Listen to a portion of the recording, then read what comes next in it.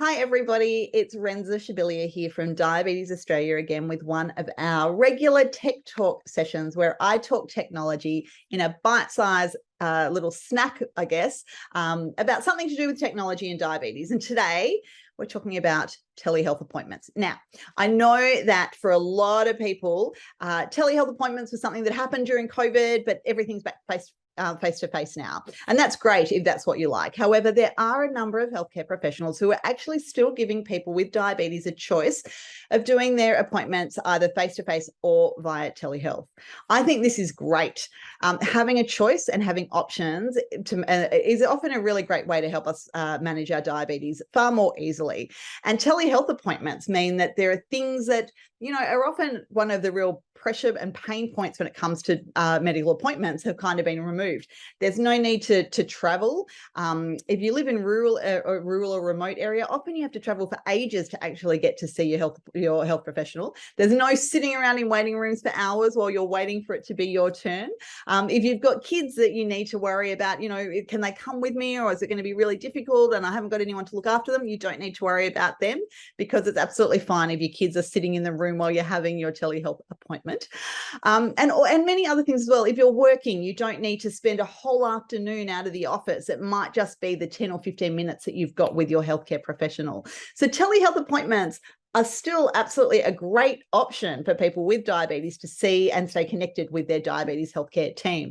And I would certainly have a conversation with your team if they've just made the assumption that everything is going to go back to face-to-face, to see if there are any opportunities where you can maintain, if not all, at least some of your appointments as telehealth appointments. My wonderful endocrinologist gives me a choice, and I think that's just terrific. So I think that what I'll be doing moving forwards is probably having 1 or 2 face-to-face appointments a year, and then another 1 or 2 where it's actually a telehealth appointment. And I think that works really neatly. But you've got to decide what's going to work best for you, and that will be different for everyone. I know that there certainly are some people who would much prefer to be in the same room, and they really like that, and that's what they feel they get the most from, whereas other people are happy for it to either be all telehealth or for it to be a bit of a hybrid mix in there. Now, preparing for a telehealth appointment is exactly the same as preparing for any health appointment. So having a list is always a really great idea. Things that you want covered. You should be able to set the agenda for your appointment and letting your health professional know that you have got some things that you would like covered. And ideally, you'd like to do that at the beginning of the appointment. There's nothing worse than, desperately wanting to discuss something and not having time because you've sort of gone through a checklist that might not necessarily be the same checklist as what you have as your priorities to have a chat about. So have that list there and let it be known that these are the things that you would like to talk about. If you have any information that you want to share, whether that be CGM data or blood glucose data or anything else, you can still do that in a telehealth appointment.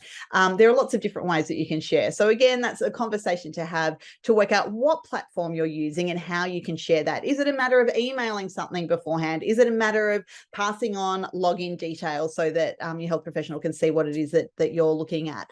There are lots of different ways, lots of different options, and certainly make sure that that's really clear at the beginning. Anything like referrals and prescriptions can all be, can move around electronically now. I had some insulin prescriptions sent to my phone the other day after I sent a text message to my endocrinologist. I mean, it's super, super convenient to be able to do these sorts of things without necessarily needing to make a time to go in to do a face-to-face appointment. It's a great use of your own time. It's a great use of their time. And it's a great use of the health system as well. Telehealth appointments are still here. They're still around. Hopefully you have the option to use them if it's what you want. Once again, I come back to that point about it being about choice and about what it's about, the right thing for the right person. But if it is something that you are keen to do and it does seem to have been taken off the table, do have a conversation with your healthcare team to see just how it can be done. And if they're saying no, I'd be asking why. We really want diabetes to be as simple as possible to manage. And if you found during the pandemic, when it was sort of, when we were all doing everything by telehealth, that was the best way for you to actually engage with your healthcare team, fingers crossed that you'll be able to do that continually now, even though there is the option for face-to-face appointments as well. Thanks so much, and I'll see you next time.